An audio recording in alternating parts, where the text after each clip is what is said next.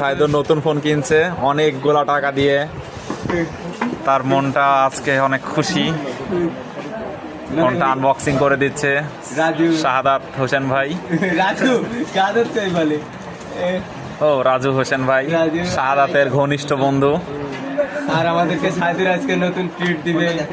ও phone কিনলো, ফোনটা নতুন ফোন, একদম নিউ, মেড ইন চায়না। যদিও আমি বাংলাদেশে ফোন দিয়ে ভিডিও করতেছি। ফোনের সাথে কি কি পাইলো? ফোনের সাথে চার্জার হচ্ছে আপনার 45 ওয়াটের 45 ওয়াটের চার্জার,